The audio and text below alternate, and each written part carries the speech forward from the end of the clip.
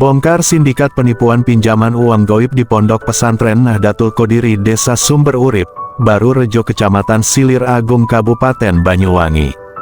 Adalah satu proses investigasi yang akan Suara Pembaharuan Televisi tayangkan supaya jangan sampai ada masyarakat yang percaya tentang praktek peminjaman uang goib yang patut diduga dijalankan oleh Kiai Khairuddin alias Kiai Kembar atau jual beli barang antik yang dilakukan di pondok tersebut di atas. Di tengah kelesuan ekonomi nasional telah berimbas pada matinya usaha-usaha kecil dan meninggalkan lilitan hutang bagi pelaku usaha kecil. Dalam keadaan kepanikan ini terkadang mereka ingin mengambil jalan pintas supaya segera lepas dari lilitan hutang kemudian begitu mudah percaya dengan hal-hal yang bersifat goib atau pinjaman uang goib. Hal ini pun dimanfaatkan oleh orang-orang yang mengakui diri mereka guru kiai haji, tentu satu status sosial yang sangat disegani, dihormati dan sangat dipercaya oleh umat Islam. Tapi sayang kepercayaan dan penghormatan umat ini kadang disalahgunakan oleh oknum-oknum yang tidak bertanggung jawab dengan menjalankan praktek peminjaman uang goib, seperti kejadian yang baru-baru ini terjadi di Banyuwangi, Jawa Timur.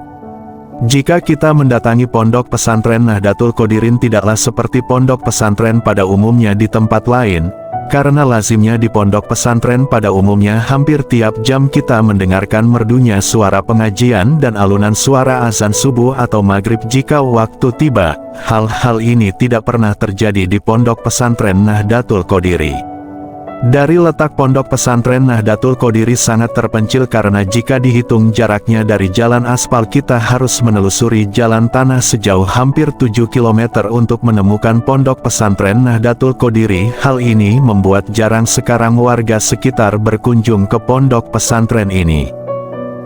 Dari letak Pondok Pesantren Nahdlatul Qodiri sangat terpencil karena jika dihitung jaraknya dari jalan aspal kita harus menelusuri jalan tanah sejauh hampir 7 km untuk menemukan Pondok Pesantren Nahdlatul Qodiri. Hal ini membuat jarang sekarang warga sekitar berkunjung ke pondok pesantren ini. Situasi dan kondisi Pondok Pesantren Nahdlatul Qodiri di Banyuwangi pun tidak seperti pondok-pondok pesantren selayaknya, karena hanya berdiri 2 unit rumah, yang satu rumah tempat tinggal Kiai Kembar, satunya lagi rumah tempat pengajian dan pertemuan dengan pengunjung. Itu pun di dalam pesantren tidak terdapat anak-anak remaja yang sedang belajar ngaji, tetapi ada beberapa orang dewasa yang suka sholat bersama. Kegiatan Pondok Pesantren Nahdlatul Qodiri juga biasanya ramai tamu di waktu malam hari karena seperti pengakuan Kiai Kembar kepada media ini bahwa waktu siang dia jarang beraktivitas karena harus menjamu tamu dari lepas sholat isya sampai menjelang waktu sholat subuh, sehingga mau tak mau tidurnya di siang hari.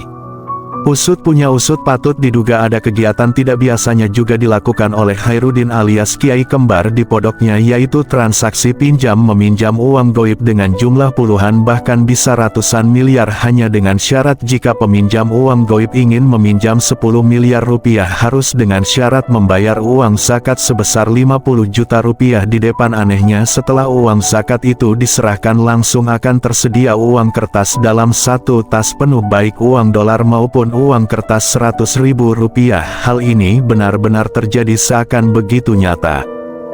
Setelah sepeminjam uang goib merasa gembira melihat secara terang-terangan satu koper uang kertas di depannya, Pak Kiai lalu kembali memimpin doa. Selesai berdoa ada penandatanganan surat tanda terima uang yang sudah ada di dalam koper, dan Pak Kiai akan menjelaskan bahwa supaya si peminjam uang goib tidak tertangkap di jalan atau pada waktu pemeriksaan di bandar udara jika menggunakan pesawat karena membawa uang dalsem jumlah banyak, nanti koper berisikan uang itu akan didoakan Pak Kiai supaya kelihatan kosong, tetapi nanti sudah sampai rumah sebelum membuka koper harus telepon Pak Kiai terlebih dahulu. Setelah ada petunjuk Pak Kiai baru koper berisikan setumpuk uang kertas itu dibuka.